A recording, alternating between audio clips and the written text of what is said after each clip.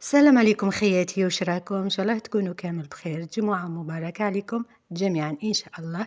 كما راكم تشوفوا لا فيديو تاع اليوم، هاد الوصفة لي مقروطة ترولي بجوز الهند، وصفة من ابن يعني الوصفات اللي ممكن تذوقوا في حياتكم. نروح نشوفوا الطريقة والمقادير.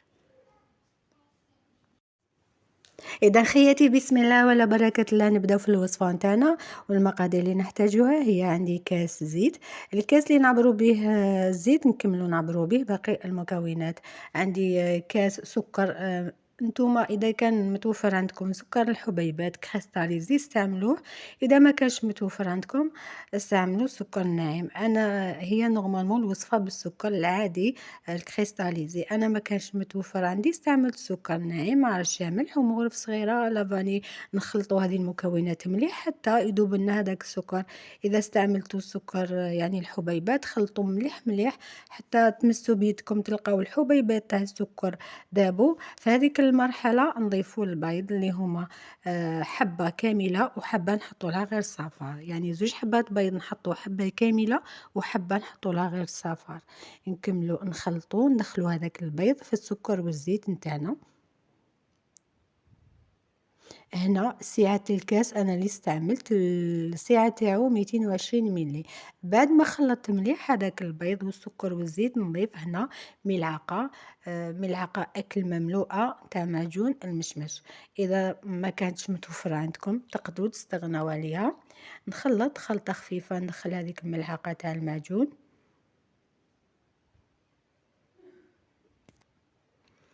بعدها خياتي راح نضيف كيما راكم تشوفوا كاس من المايزينا. نخلط باش ندخل هذيك المايزينا.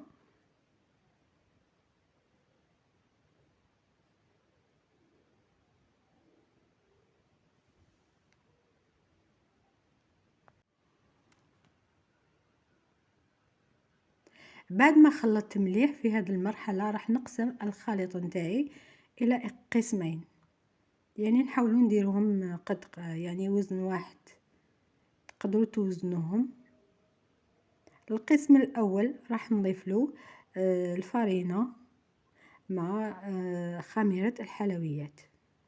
هذيك ملعقة صغيرة خميرة الحلويات، ما تكونش بومبي، تكون ممسوحة. راح ندخل هذيك الفارينة والخميرة، وكي تخصني الفارينة راح نزيد بشوية حتى نتحصل على عجينة تكون طرية. دوك تشوفوا القوام تاع العجينة تاعنا. هذيك العجينة تاعنا اللي تحصلنا عليها تكون طرية، ما تكونش تلصق لنا. نغطوها بابي فيلم نخلوها بجنب ونروحوا نكملوا نحضروا العجينة الثانية. نحطوا لها كما راكم تشوفوا كاكاو بني، زوج مغارف يكونوا معمرين كبار ولا 4 مغارف صغار، مع خميرة حلويات كيف نديروا مغرف صغيرة تكون ممسوحة. ونجمع بالفارينة حتى نتحصل كذلك على عجينة تكون طرية وما تكونش تلصق لنا في اليدين. هذه هي العجينة تاعنا البنية اللي تحصلنا عليها. نروحوا دوكا خياتي نحلو العجينة الأولى البيضاء فوق هكذا، فوق بابي كويسون ولا فوق يعني ساشي تفتحوها وتحلو فوقها. حلو العجينة تاعكم على شكل مستطيل، يكون السمك نتاعو يكون رقيق ما يكونش خشن. هكذا فتحوه غير بالعقل.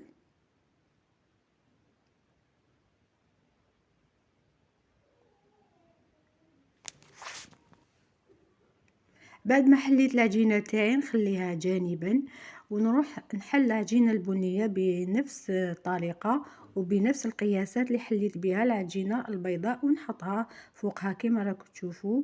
ونبدأ نرولي في العجينة هكذا، نبدأ من الأطراف هكذا غير بالعقل كما راني ندير. واستعينوا بالبابي كويسون او بالساشي اللي تخدموا فوقه هكذا في الاول غير بالعقل، ومن بعد راح ترولي لكم بكل سهوله. هكذا نتحصلوا على حربوش.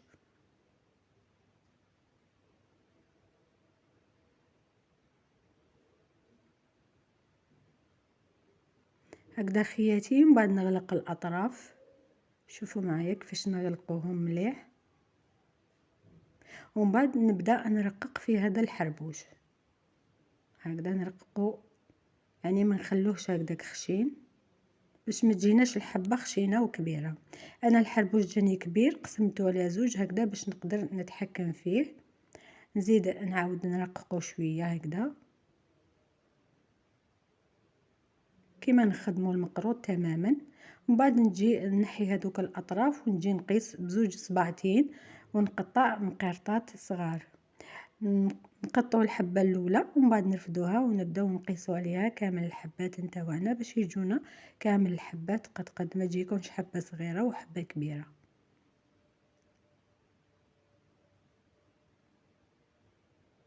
هكذا خياتي نرفدو الحبات نتاعنا ونزيد نكمل الحربوش اللي قسمته الثاني، زيد نخدمه بنفس الطريقه. شوفوا هنايا كيفاش راهي، نحاولوا نسولهم شويه الاطراف.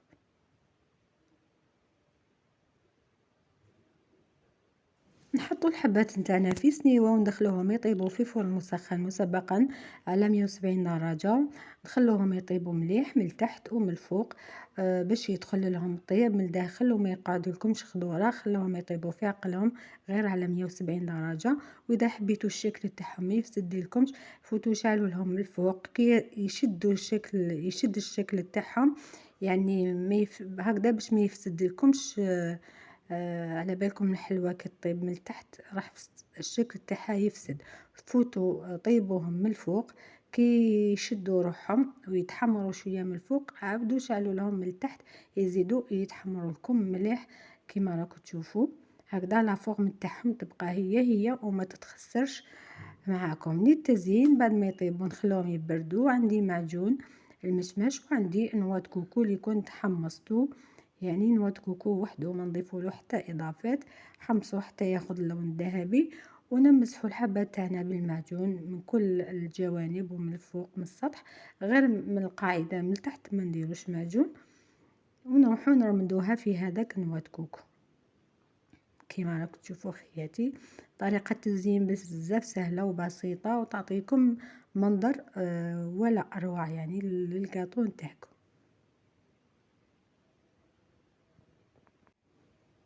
نزيدو حبة على السارية خياتي كيما راكم تشوفوا. نمسحوا الحبة تاعنا كامل بالمعجون.